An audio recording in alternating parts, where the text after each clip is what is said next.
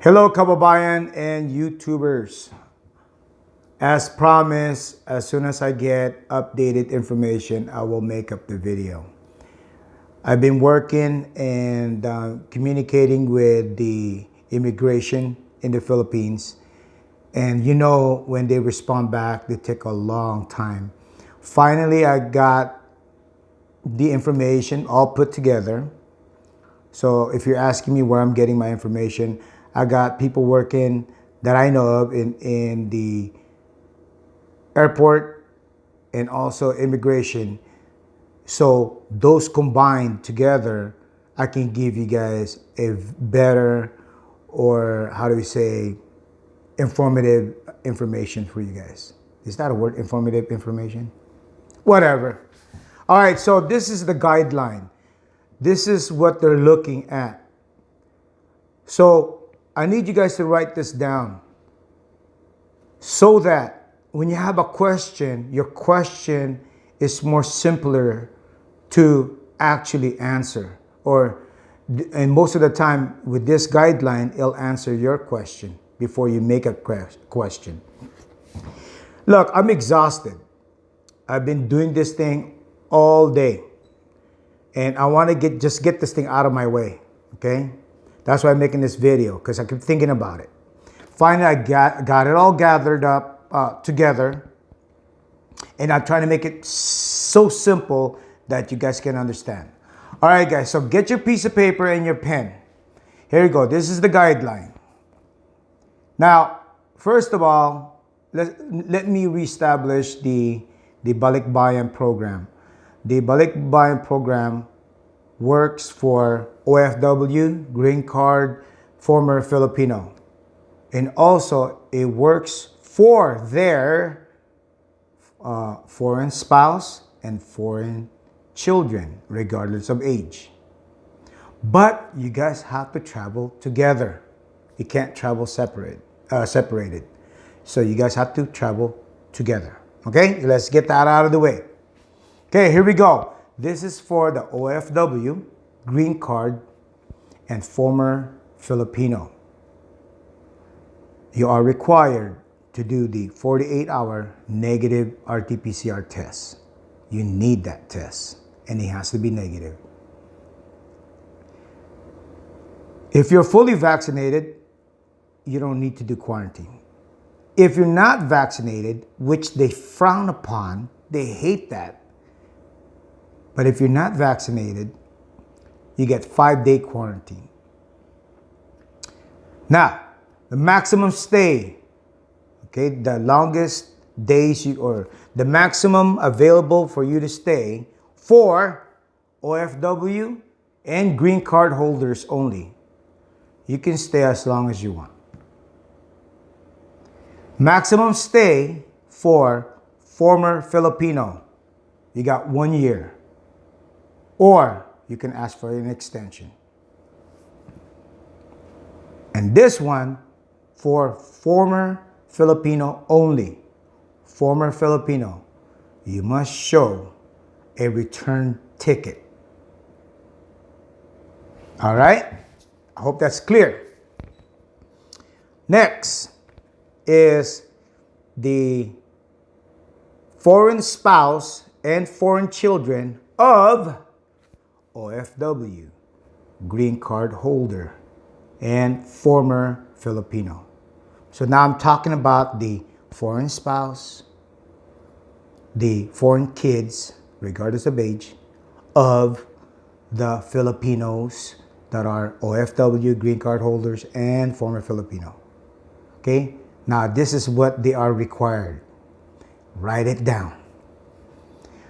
They need the negative result for 48-hour RT-PCR test. They gotta be fully vaccinated. Their maximum stay, they can be allowed to stay for 1 year. They need travel insurance for that COVID stuff. Minimum coverage is $35,000 US dollars. They must show a return ticket. The return ticket could be any time because you could stay for 1 year. You just have to show a 1 year, excuse me, you just have to show a return ticket. That means you're not going to stay more than 1 year. Or you're not going to stay more than whatever they allowed you to stay. Because you could ask for an extension. All right, so they need a return ticket. And last, they need a valid passport, minimum 6 months. Okay, so 6 months valid passport. I believe that so that you can fly back out.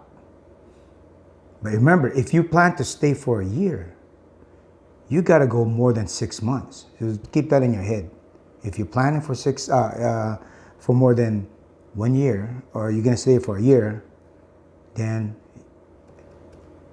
respectively, you got to have your passport more than 6 months, right? Just common sense.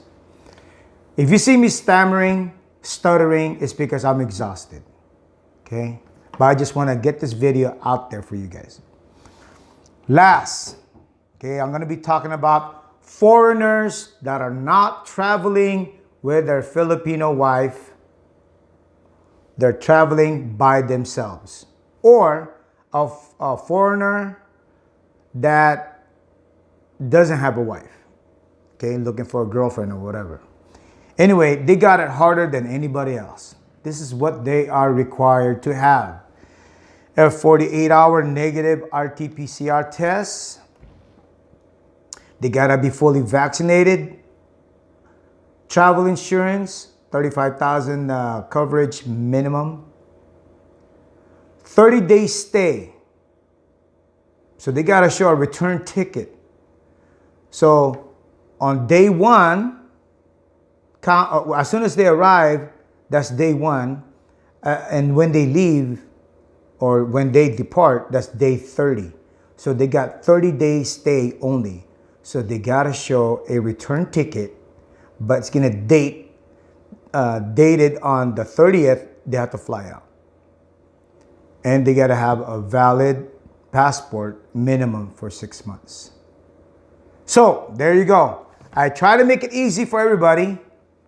And use this as your guideline. Write it down on a piece of paper the way I present it to you guys.